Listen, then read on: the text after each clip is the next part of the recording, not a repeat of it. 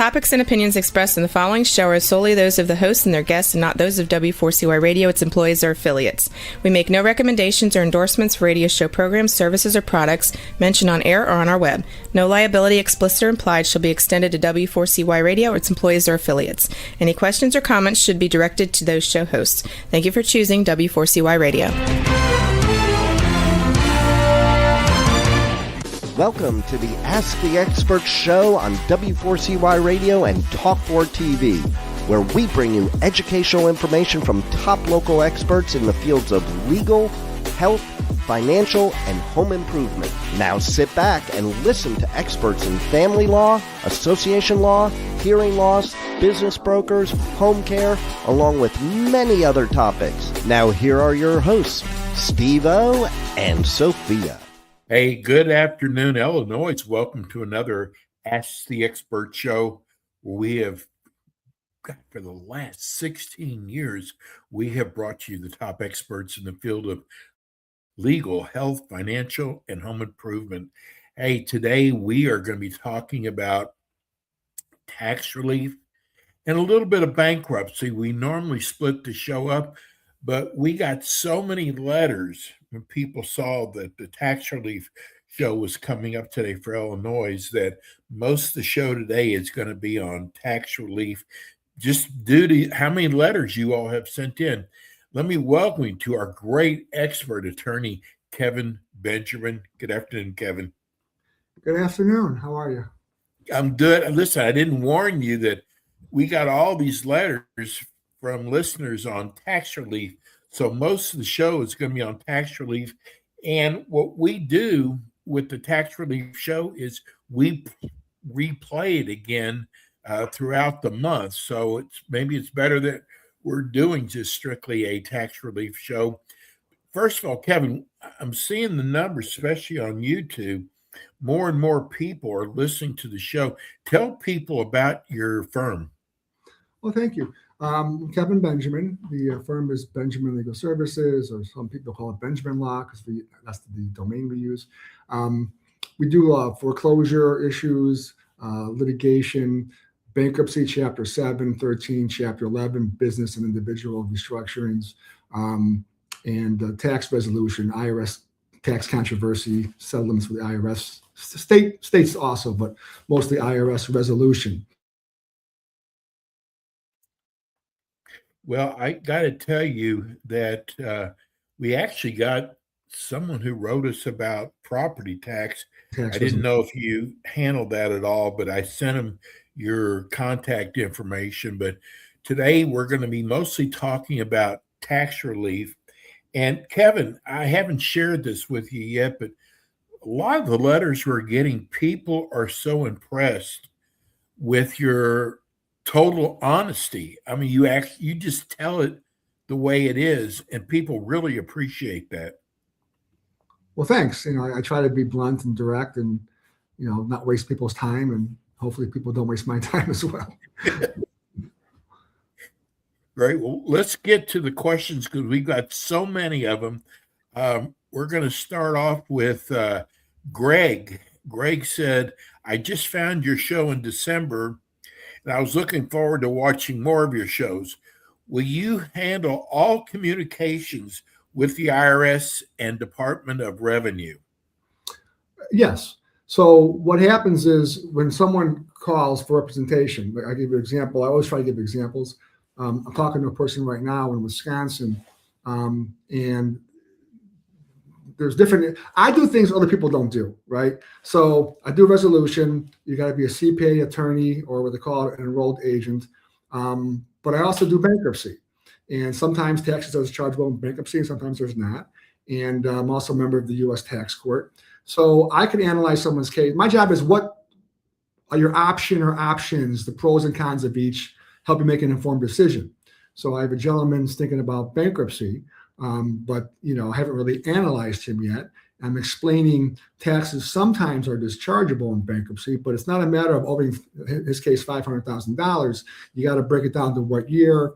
There's assessment expiration dates, collection statute expiration dates, bankruptcy discharge dates, and I have to analyze the whole thing. So I either get what's called a Form 8821, authorization to release information if I want to get a copy of the IRS transcripts and just a copy of their file, analyze everything. Or there's a 2848 form, which is the power of attorney. Okay. So now to answer this person's question directly, yeah, if we have a power of attorney on file, we're representing you, they're going to talk to me, right? I had someone just hired me. They're in the IRS criminal division. And within a week, we were downtown talking to the two agents from the criminal division. She was scammed. We got them to believe that, so it's going to be okay. She still got 50 grand debt to resolve, but now we go to the civil division, which is the normal stuff. It's just money, and you work it out. On the 8821 authorization, then you're not representing them. So the IRS wouldn't always talk about everything with us. I just get the information. So, but yeah, if you retain me, we file the power of attorney. I'm your representative. That's exactly why you hire me, hire somebody else. So you're not talking to them. You only go with me to the IRS if I tell you you're coming. Otherwise, I have hearings with meetings with the IRS. I don't bring my client. I mean, sometimes if there's a reason, okay? But otherwise, I handle it. Phone calls, letters, everything. Okay. Charles in Joliet, what are your responsibilities during the process with the IRS? Well, my responsibilities as your attorney is to represent you to the fullest extent of the law. It's basically the Internal Revenue Manual, and the IRS will resolve your tax issue for what they call the RCP, the reasonable collection potential. That's the negotiation, okay? And how much you owe and where you are in the collection process. Are you with the revenue officer or revenue agent, or just automatic collections, or different division, or criminal, right? That'll dictate how many documents we need, or how are we doing a streamlined program, or which program are we even doing. So my job is to have the contact with everybody at the IRS, know where you are, have the communications, then I communicate with you on what I need, information, what documents I need, and then I'm having exchanges with the IRS on maybe questions on some assets or something like that. I'm talking to you so I answer the questions. And that's really it. Oftentimes people aren't really that deep in there. Maybe with automated collections, we just got to resolve something. So there's pros and cons on that too. Because automatic collections, you're on the phone on hold for 2-3 hours before you even get anybody on the phone.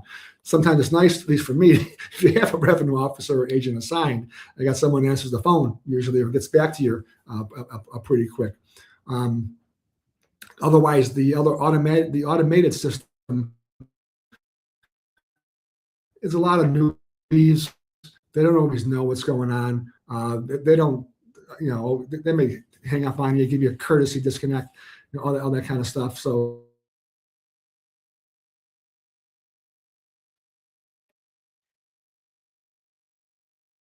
imagine, Kevin, having a business to run, and you try to get a hold of the IRS. I'm sorry, I missed part of that question. Okay, so people who are running a business and they try to reach the IRS, and they have no idea that how long they could be on hold for. Whereas if they hire a firm like yours, they don't have to worry about that. Yeah, and going back to the example I was talking about on this person this week with the $500,000, he actually called the IRS for some reason about something else. Because he owed us for like 10 years, you know what I'm saying? Though he just got assessed 3 years ago, so it's not going to be expiring. And they said, well, since we have you on the phone, that's kind of how it started, he said. So he kind of poked the bear, so to speak. And then he's like, well, they gave me 5 days to so-and-so. That doesn't mean anything. I mean, I could file a power of attorney and take over today, you know what I'm saying? But they're all worried about these made-up deadlines. They're not always made up. On the phone, they're saying one thing. You get certain letters, attempt to levy, and that kind of stuff, and there's deadlines, and there's also appeal rights, collection due process appeals, that kind of stuff. So there's ways to handle things and stop levies and garnishments and get a hold on things. I don't recommend bankruptcy for people unless it's an option. I mean, my job is, I just tell you what the deal is. I'm saying, I mean, sometimes people don't want to file. It's fine. I'm just telling you what's dischargeable or not. But when I say, you're getting rid of $100,000 or $200,000, they say, well, hang on, maybe we're doing, or maybe you're doing a 13 restructure or something like that. But oftentimes you can do either an installment agreement or a partial pay installment agreement, or an offer in compromise if you qualify. A lot of people are worried about statistics. Like this gentleman was trying to quiz me the other day. Well, people say they, a lot of them are turned down. Yeah, I think maybe 25% or less go through. Why? Who cares why? The reason why is because people pound the airways with these national scam IRS resolution people that have call centers probably in a different country, just getting your money. Everyone's saying, it's fresh start and, programs people don't know about, and everyone qualifies, right? Just give them your credit card. And then people are submitting stuff that you don't qualify for, so that the numbers go down. Who cares? We only care about your case. Okay. Right. So you may qualify for an offer. You may qualify. Sometimes a partial pay installment may be better financially than an installment agreement, right? So that's my job, is to analyze all the options so we know where we're going. What's plan A, plan B, sub 1, sub 2. I'm the quarterback, reading the defense, taking down the field to get to the end zone, which is just resolve the matter. And again, as long as you're not in the criminal division, if you are, I can take care of that too, but most people aren't. And it's a matter of resolving the money.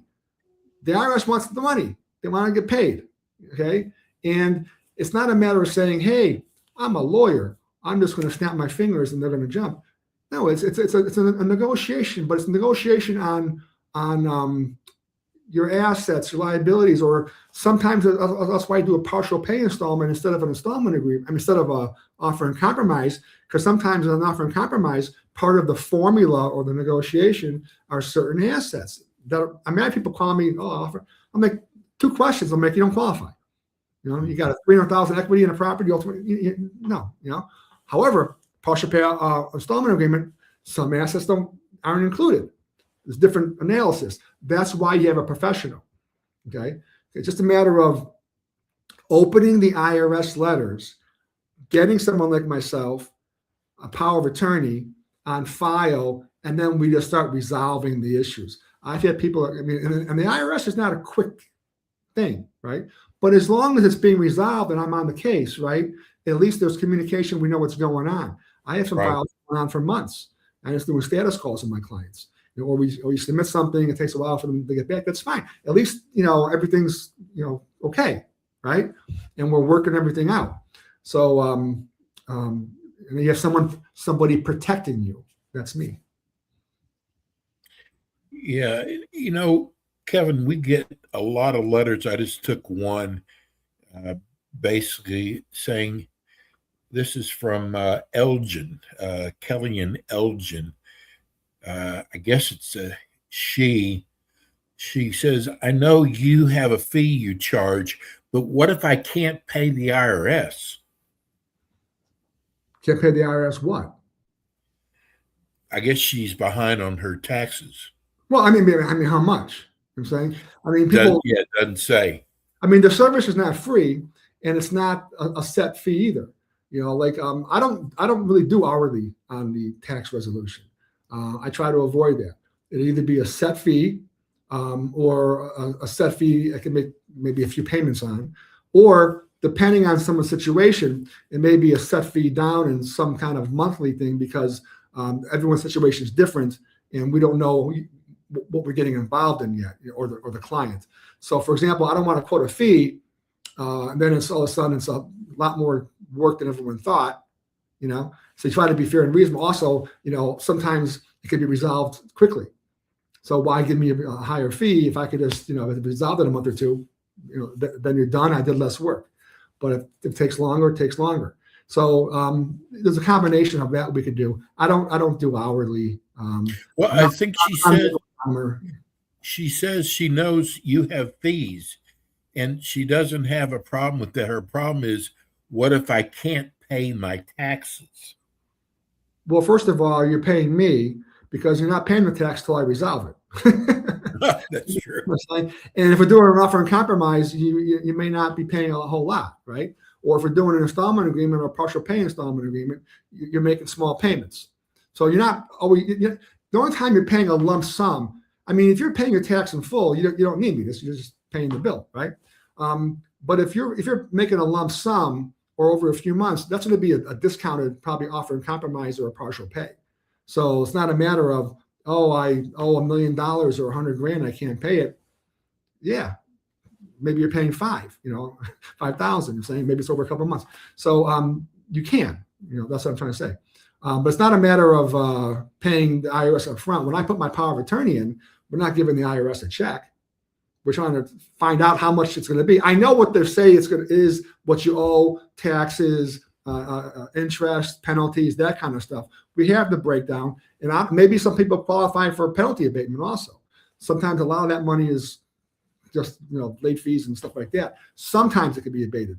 That's a big help as well. But then again, if you're doing an offer and compromise, what's the difference? Because you're just compromising the amount owed. So I wouldn't worry about that. Just worry about having representation, so they're not coming after your assets, leaning things up, and things of that nature. And then once you make it, then once it's resolved, then you're not paying me anymore. Right. So, This is from Craig in Naperville. He said, I really enjoy your show. I saw a commercial, I guess it was a national commercial the other night, where a man was saying that he owed the IRS $1.2 million, and this company got him off for $100. Okay. Is that really true? Well, I mean, I didn't hear the commercial, and it's probably an actor, and it's probably on the commercial, small print that this is just a rubber, Here's the scam part, okay? And I always tell clients, they advertise on the radio, we settle for pennies on the dollar. No, you don't. Okay, you don't. That's not how it works. You may be getting pennies on the dollar, but I don't call hey, I'm going to get you pennies on the dollar. I'm a master negotiator. Mr. IRS, hey, I'm offering 7 cents. You're offering, let's start negotiating. That's BS, okay? It's the reasonable collection potential, assets, liabilities, what counts, what doesn't count, what go over values. What can you pay? Maybe you're making a lot of money before. That's why you owe the money, but now you don't have that job or that business anymore. You only pay what you can pay, right? So you settle for the number. Let's say it's $10,000, and then let's say we come to an agreement with the IRS. Reasonable collection potential is $10,000. Okay, if you owe $100,000, I just settle for 10 cents on the dollar. If you owe $1 million, I settle for a penny on a dollar. So the more because it's still 10 grand, right? So that person owes $1.7 million, right? They may get a penny on a dollar a thing, and you can do $100 maybe. You're saying maybe that was it, right? But the more you owe, it looks good. Oh, I settle for pennies, but it's the same dollar amount. It's 10 grand, and if you owed 20 grand, it's 50 cents on the dollar. It's still $10,000. So that's just kind of something they put on the radio. These commercials try to entice you to hire their call center. When they tell you they have a team of attorneys and CPAs and they're just rocking and rolling, man, they got a whole team of people. No, they don't. Okay, anybody. They put an ad in Craigslist, blah blah blah, try to find guys so they can farm things out too, or maybe some of them, different companies do different things. I'm saying, but none of the companies have their name on the door. They're all like ABC or these generic names. So when they go down, they just change the name and it's something else. They're just call centers, right? They're volume. They pay millions of dollars in marketing. How do you think they pay for that? By solving your problem? No, by getting more people. So they got people trained to get your credit card and payments and scare the hell out of you and go from there. So someone like me, I'm handling your case, right? I give you my direct line. Doesn't mean I'm answering my phone every minute you call. Okay. So, but I mean, there's an office line. We have an online file for secure communications. I have a text number you have in my direct line if you don't abuse it, right? So there's ways to communicate. Also, there's ways just to get on my calendar because sometimes we need a status call or something like that. So it's not a matter of just call me, because the chances of you just calling me in that second I'm doing nothing is nothing, but we can schedule a call. That's why a lot of times, like, if I need something, I'm not even playing phone tag with you, right? I may be sending you a text, or I may send you a secure message from our portal. So, when you're getting it, hey, I need this document, or, give me a call. I talked to the IRS, let's schedule, So we're organized moving forward, not just Mickey Mouse spinning around with your head chopped off. Organize everything. And a lot of it is online. I mean, I have online systems. When I need documents from you, you're going to scan them and throw them in there. If you can't scan them, you can get them to me, I'll scan it. But, it's not, don't be taking pictures of your phone and texting me a picture of a page with your thumb in the middle of it, and, all that kind of stuff. And that ain't going to work. Okay. I want a clean copy. I mean, I'm a professional. You got a problem. If it's too hard for you to get me what I need, then hire somebody else, right? They'll be sending me, like, people, like, I ask for a document. It's all the time, not all the time, but on a regular basis. You just sent me 67 JPEG, and the JPEG is JPEG 1, 2, 3, 4. It's not even named. So I'm supposed to open those up and figure out what page is what, and compile a document. No, it's not happening. It's not what you're paying me for. You pay me for my experience and expertise to resolve an issue, not for every minute of my time, or not a clerk, right? So most people comply. I'm just saying some people, you got a problem with the IRS, if it's too hard for you to get me a document, which you could fax, scan, FedEx, drop off at the office. If you really have a problem, I'll scan it. I'm not going to scan it when you walk in. Say, hey, Joe Schmo's here. Oh, let me just start scanning, or someone's going to start scanning documents. I'm saying, don't be giving me any originals. I'm saying, I'll scan it and I'll shred it, and now I have a PDF, and that's that, right? So that's easy to do. This is a great question. Actually, he's got several questions here. This is from Ron in Chicago. What is the difference in hiring a CPA and a lawyer like yourself to handle negotiations with the IRS? Well, that's kind of a generic question. Who's the CPA and who's the attorney? What's their background and experience? To resolve it, a lot of the civil negotiations, if you're, again, EA, which is an enrolled agent, attorney, or CPA, to be able to negotiate with the IRS. But that doesn't mean every CPA or every attorney knows how to do it, right? So if you're a CPA and you're very experienced in doing, these programs, that's fine. I'm saying, if you're an attorney very, very experienced, that's fine. The difference with me is some people need other things. Like I have a lot of clients, even businesses, they don't have the payroll tax or the sales tax issues, or the employment tax issues. So sometimes they may need a corporate Chapter 11. I had 2 calls last week. Hey, they're shutting me down at 4:00. Well, Oh, yeah. You could have called a little earlier. Yeah. But that's a Chapter 11. I need an immediate filing if that's what's happening. I'm saying, and that's a state. That was a state one, right? Because they're shut down for the sales tax. And sometimes in the federal, you have the taxes that are withheld from your taxes that people don't take, right? And then the employers don't actually give it to the government. You know what I'm saying? So it reminds me of that. Who's that guy? One of the mobsters had that gas tax scam going decades ago. Michael, his name escapes me. It's a good podcast, right? It was one of the biggest scams ever. It's a white collar scam. It's not killing anybody, right? They would buy these gas stations. They figured out, you pay the gas pump and you're taking the tax money, so they just keep it. And the government was so slow getting it. And by the time they get it, they start another company, and it's like a shell game, right? And the guy's making millions of dollars. I mean, so it's kind of, that's, you can't do that, right? So sometimes people, like, you have 30 employees and you got the payroll tax, maybe you kind of borrowed it. I mean, I have a case in Wisconsin right now. Part of the issue was a tax thing, and the money was used for something else. I mean, so you got to pay it back, and you got to get juice on interest on it. But that was referred to me, that one. the IRS wasn't working something out, so they have a lot of assets and receivables, and they shut them down. So they needed an immediate filing. So I got in there, and I'm doing Wisconsin Chapter 11, immediately back in business. IRS first said no. I had to give him a call and said yes, because I'm the attorney, and not only my attorney, I actually filed the case. I'm saying it's called the automatic stay. It's called federal law. Let me educate you on what I'm going to do if you don't immediately release. So it's resolved. I'm saying so, but that's not but they were wrong. I'm saying that's what Chapter 11 is for. It's like to restructure and be in business and stop them from shutting down, because they were taking all the receivables. Now we'll pay them over time instead of, just taking all their money.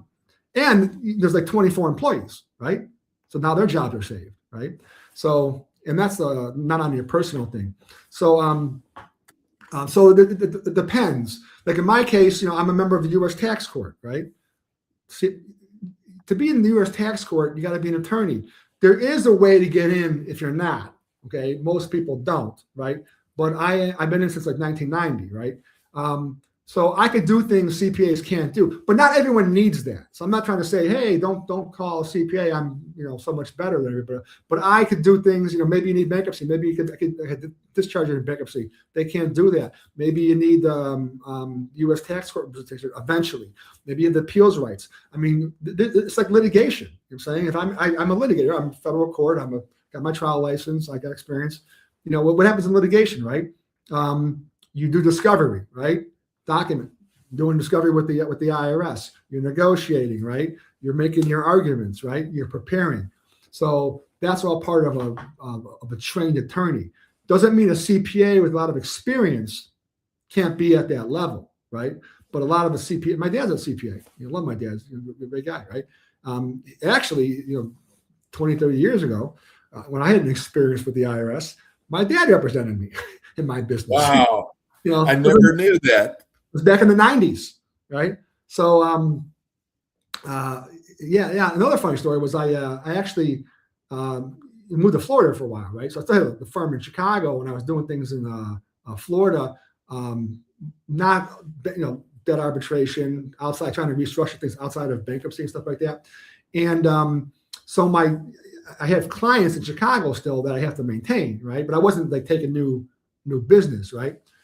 And my firm was doing business, but then when I, was closing that down, we weren't doing as much. And I guess the IRS is a favor where they're kind of estimating my taxes, right? That's my first experience with estimated taxes. So I don't know what they're talking about. I'm getting these letters. How do I have payroll tax? I don't have any employees anymore. You know what I'm saying? So it's got to be, this is, in the 90s, right? So funny story was my dad got involved, and then there was a person on one of the notices one time, right? So I got involved eventually one time, and I called the person, right? And he's like Kevin Benjamin, right? Yeah. Chicago, yeah. It's like, you were my attorney. You did my case. Like, oh, how you doing? So he's like, oh yeah, we were just you're doing me a favor estimating stuff. Okay, stop estimating, right? Yeah. Then it was resolved quick. Obviously, we file some things, get some paperwork going on. That's all it was, right? But that was my first experience with the IRS. Plus, I was doing a lot of bankruptcy stuff back then, and people got tax issues, right?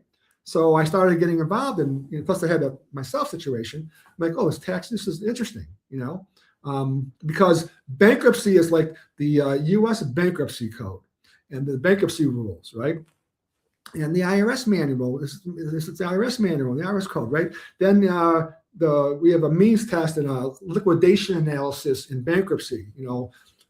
What's not exempt, non-exempt, and then in IRS it's the same thing. There's IRS standards, and then you're arguing valuations and how much, and does this really count, and all that kind of stuff.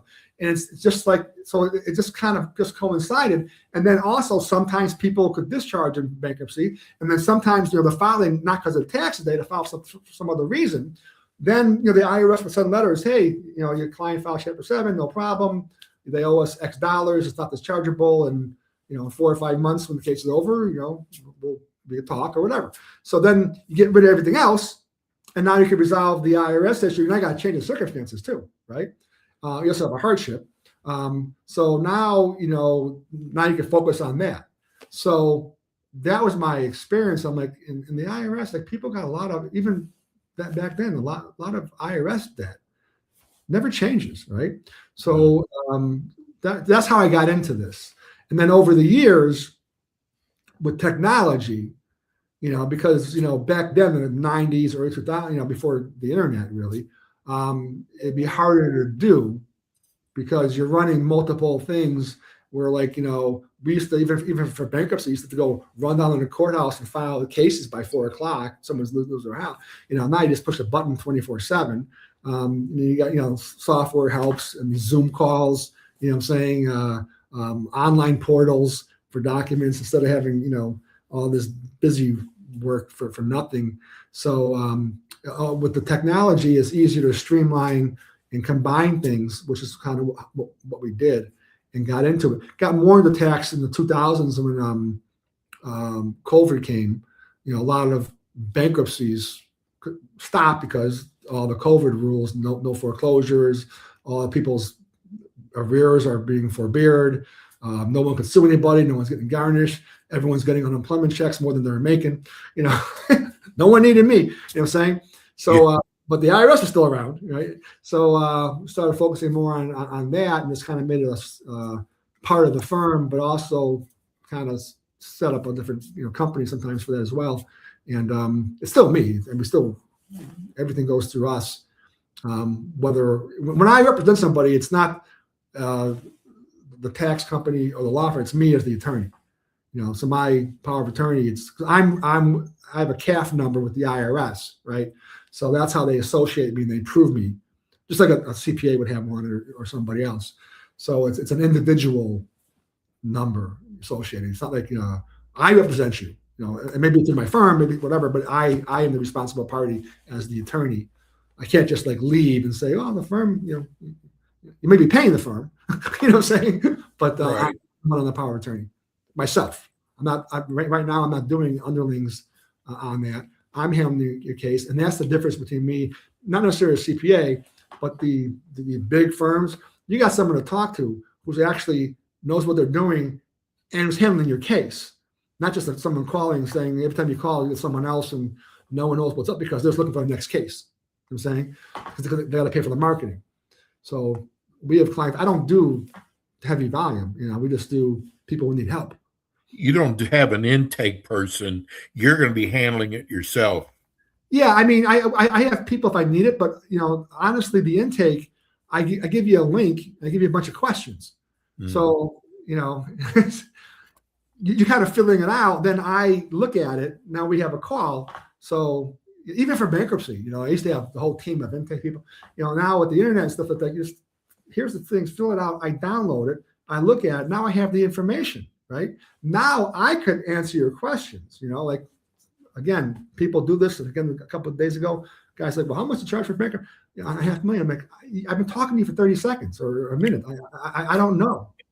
Well, some other guy still told me $4,000. One guy told me 19,000. Blah blah blah. So I'm not saying I'm charging $20,000 or even $2,000. I said I don't have a set fee.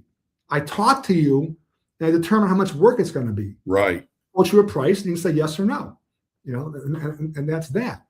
Don't call me. And people on the sevens. Well, how much? I don't, because you're saying there's no problem. It's easy case. How do I know? I didn't even know you. You know what I'm saying? Right. How do you know it's easy? Because when I start saying things that you don't even see, what I'm saying, or catch you in lies, who knows? So I just don't. I say just call someone else then. And by the way, if the guy was doing 4 and 19, why didn't you hire them? Hire the guy for 4. What are you calling me for? Right? So some other guy called yesterday, the lawyer wanted to refer me something. And then, oh, by the way, this, let me ask you a question. Someone did this on Chapter 7, this lawyer, that's malpractice, right? And blah, blah, blah, blah, blah. I'm like, so you had a case in 2021, you're going to just babble for 30 seconds on the phone with me? And this guy's a lawyer, right? And you're going to be saying, this is malpractice, this is wrong. So you're actually saying all the answers already. I have no idea. Unless you hired me to look at someone's file, right? I don't know what that attorney was advising someone in 2021. Right. And by the way, the whole thing wasn't because it's like the whole issue was like stupid. So I'm like, if you're worried about X, it's like it's an easy fix. You know what I'm saying? So there's no damages. You know what I'm saying? But it's just like, everyone has their opinion, and it's like, trying to tell me, instead of having a consultation where you're asking me for my opinion, sort of telling me they want me to affirm it, and then Kevin said this. No, I'm not going to attack some other professional without facts. So let me go to Rita. She's in Chicago. She said, I'm really enjoying your show. I just found it last month. I'm so glad to know that you're in the Chicago area. I have a business, and we never know when we're going to run into an IRS problem. And I like the way you communicate. My question is, can your firm get the IRS to remove penalties and interest on taxes that I owe? Well, again, that's a general question. Penalties, I was talking about before, penalties can be abated, not automatically, right? So the answer is yes, if you qualify for it. It's not a matter of just saying, hey, please do this, right? You got to qualify for it. And of course, we'll look into that for you. That's part of my job, right? So, but it's not automatic. Okay. Trent in Chicago wants to know, what should I do if I'm being notified by the IRS that I'm being audited? You probably should call me. You're in Chicago? I'm in the West Loop. We could do a Zoom call too, but I wouldn't do an audit yourself. I could represent you in the audit, because you don't want to be answering questions like they're your friend. Okay, when they're asking you a question, they're asking you a question for a reason, and they're not always asking the question for a reason to get the answer, trying to maybe set something up, right? So you don't want to get yourself in trouble. Get representation. Call me. Yeah, Kevin, I've learned from your show that it's not a good idea to talk to the IRS yourself. No, it's never a good idea to talk to anybody in litigation. You always should have representation. The first thing they tell you in law school, one of the first things is, what's the term? An attorney has himself for a client's got a fool for a client, whatever, something like that. So, not that I've ever made that mistake in my life, because people think you're so smart, but you need representation, right? Because even myself, sometimes I in the past haven't done that, right? But the reality is you really should have someone else, even though it's you, because the person represents you. That's what representation is. Washes out for what you're going to say or not say. It's a little buffer. Also, like sometimes in litigation, especially, it's easier sometimes the flames get higher, but oftentimes it goes lower. Okay, now you got people just talking and resolving things instead of people with personal disputes, having the emotions and going at it. And that's the problem with you if you're a lawyer and the client, is sometimes you're not talking like a lawyer because you're the client too, and you're like, hey, screw you. You know what I'm saying? I'm not doing that. You're screwing me up. So you got to be smart. So you always have representation for the IRS, especially the IRS. Criminal, if you're in litigation, yeah, you can be pro se. I get people pro se's all the time. Kevin, can you take over? A lot of lawyers won't take over pro se cases. I'm not saying I automatically do. I have one right now. A guy gave me a nice retainer. I looked at it. I'm like, it's actually going to be dismissed, I think, next week. I say, you know something? That's good, because it's going to be easier for me to start over than to fix all the crap that it was a mess, right? And it's going to save the guy a lot of money too. So, my job is to solve problems. Obviously, I want to get paid, but my job isn't. People don't call me to say, "Hey, Kevin, how much money can you make off me?" Right? Can you help me? Yeah. And if I'm giving value for the price, then people are paying it. Not just paying it automatically. So, and that's why I'm not saying I'm expensive. I'm not saying I'm cheap. I'm not, right? But I'm not always the cheapest person. People call and say, well, I'm talking to so-and-so and so-and-so. I'm like, listen, I don't know what they're charging you. I don't care. Right. I'll tell you what, they cost someone a price. Well, so-and-so, then hire that person. I don't know what maybe they're as good as me and they're doing it cheaper. I don't know. They know their business. They know their value. I know my value. I know my price, and I don't know what you told that person, right? Because sometimes what happens is people, like someone comes to me, maybe for bankruptcy, and I'm saying, we can't do this and this, or because they went on Google and they think they're so smart and they didn't even go to law school, right? And I'm like, I can. I'm like, no, you can't. Here's what's going to happen. Well, how come they can't do that? So I'm not going to argue with you. I'm telling you what's going to happen, and they can't, right? Oh, Kevin, we'll get back to you later. Now they're calling somebody else, right? They don't mention those facts, right?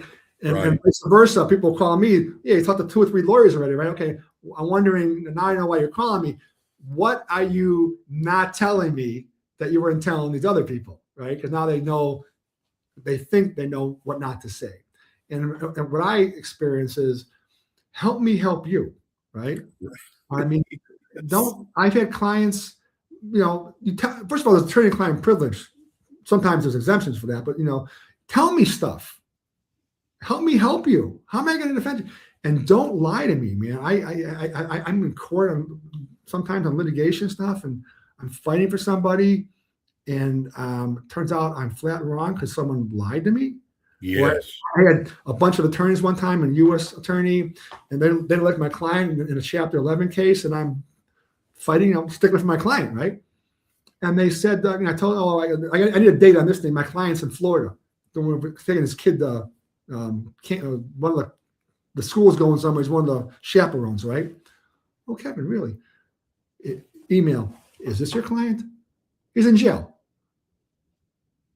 I'm like, what? Got a hold of his wife. Then I got a hold of him. I'll drop you like a hot potato, man. I'm fighting for you, and you lied to me. First of all, I don't care what you did. You got a criminal lawyer for that, right? I'm not judging people. I'm trying to do my job, right? And you hamstring me. Now you make me look like a fool, which makes me look weak. Yes. Also, how about my reputation next time I'm doing battle with these people, right? So he apologized, and we got it done. And I'm actually like, don't ever do that. That's just one example. I mean, we have a case. My wife is my partner. Just last week, she's doing it's a Chapter 13. She's doing the meeting, and I know the situation. I know there'll be 3 lawyers on this case. I know what's happening, right? And I know it's going to be an issue, and she knew because I told her.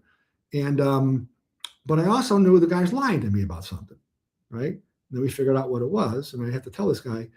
I could really, and what the funny thing is, we're probably going to wind up suing this bank. This is going to be a good case, actually. Okay, they are screwing this guy so bad. We're going to zap these guys. But he just told me stuff in the beginning. I could have been, already had it filed already. You know what I'm saying? But people they're afraid, like, if I tell you you're going to leave. Well, I'm going to find out, right? And of course, if you're not cooperating, in a litigation case, I have to withdraw, or if I'm not taking my advice, I have to withdraw. Now, IRS stuff is not like that. I mean, I'm not saying if you go to tax court or appeal, but there's not the cooperation is giving me the information. You know what I'm saying? You're not, I'm not taking you to the meeting. You're not on the phone with me and talking to the IRS. I'm just resolving the issues, and then you're going to sign the stuff and make the payment. That's why you're separated. You got the buffer, so to speak, right? You have representation, right? So it's not adversarial as far as that goes. They just want the money, and they want to know the money that we're doing is what it is. Because the IRS is tasked to accept the reasonable collection potential, the RCP. That's their job, right? Take the money. They're not a criminal organization. I mean, they have a criminal division, right? But that's fraud. That's now you need a lawyer. That's litigation. Now you better be stuff. You know what I'm saying? But otherwise, it's like it's just resolving financial matters with a powerful entity, the IRS, who's got all the tools in the world. And if it's a tool they don't have to use, then Congress would just give it to them because it's the government. Okay. So, they're a powerful collection agency. They can do things that other people can't do. They can do things without a court order. Garnish, levy, they don't have to go sue you and get a judgment first. So they're powerful people. They're not the ones you want to take on yourself, or you want to owe money to. Owe money to somebody else. Owe money to the credit card company. Let them sue you and get default judgment and try to chase you around, right? Not the IRS. Kevin, one of the many things I love about your firm is I've been doing this for 16 years, and I'll see law firms, their shingle will say they do personal injury, criminal law, bankruptcy law, business law. You just concentrate in bankruptcy law, tax relief law, and I have learned over the years that firms like that are the best ones, rather than the ones that say they specialize in 10 different areas of law. Yeah, and even saying what you just said, it sounds like it's more than because it's all. My point is, it's kind of all the same, because the tax and the bankruptcy coincide. Right? But the foreclosure stuff coincides, because I could resolve it in Chapter 11, Chapter 13, or litigation, defense. So yeah, it's tax, or even bankruptcy. There's Chapter 7, 13, 11. But it's a matter of you have the tax issue, or the debt issue, you need a restructuring or eliminate, whatever. I have the tools other people, even some other lawyers, can't do what I can do, because right. They can't. Some bankruptcy lawyers don't do. A lot of them don't do Chapter 11. Some won't even do 13s. Some only want to do 7s. I'm saying some don't want to. So they won't even tell you.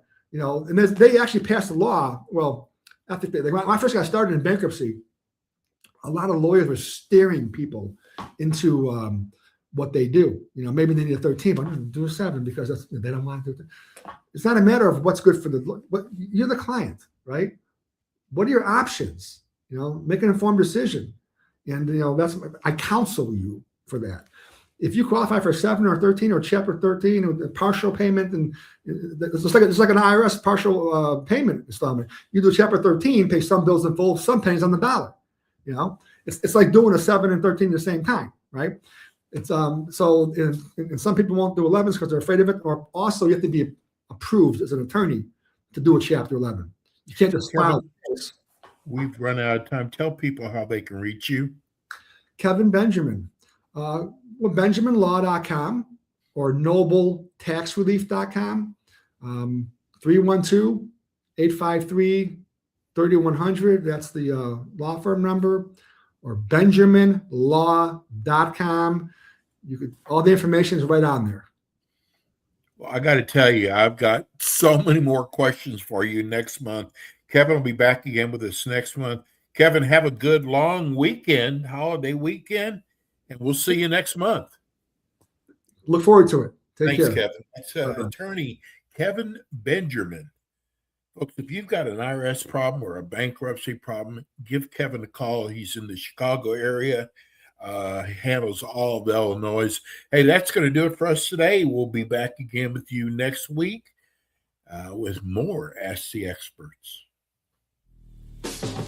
Thanks for tuning in today to the Ask the Expert show on W4CY Radio and Talk4 TV. Tune in next week and every week to hear more from our experts on personal injury, insurance, air condition repairs, estate planning, Medicare, and many other topics in the areas of legal, health, financial, and home improvement. See you next week.